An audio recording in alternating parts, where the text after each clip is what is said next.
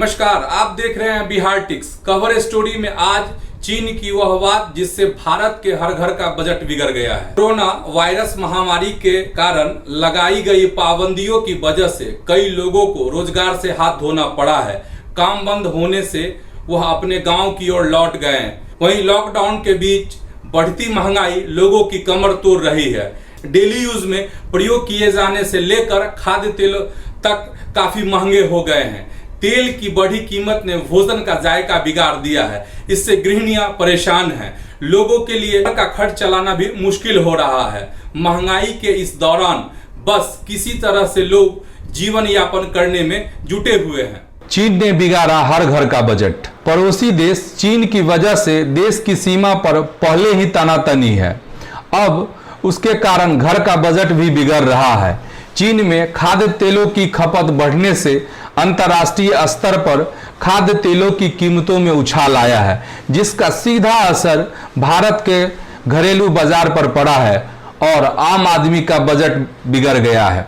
ऐसा इसलिए क्योंकि भारत अपनी कुल खाद्य तेल की जरूरत का बड़ा हिस्सा विदेशों से आयात करता है।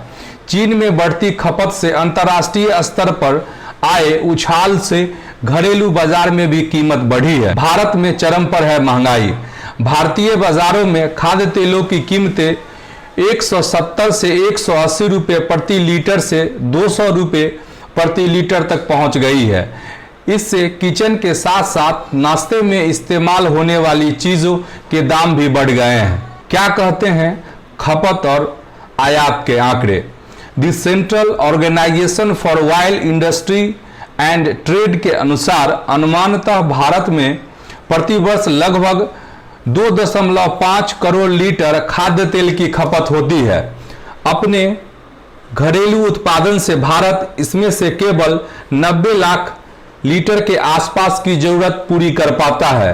बाकी 1.40 या 1.50 करोड़ लीटर खाद्य तेल के लिए Bharat Argentina, Canada, Malaysia, Brazil और अन्य दक्षिणी अमेरिकी देशों पर निर्भर करता है।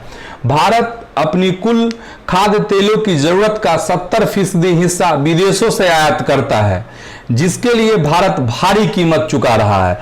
वर्ष 1994-95 में भारत अपनी कुल जरूरत का केवल 10% हिस्सा खाद्य तेल आयात करता था। एक अनुमान के अनुसार केवल खाद्य तेलों के आयात पर भारत प्रतिवर्ष 75 से 80 करोड़ रुपए खर्च कर रहा है, जो भारत के कुल आयात का लगभग 2.5% है। अचानक क्यों बढ़ रही है चीन में खाद्य तेलों की खपत?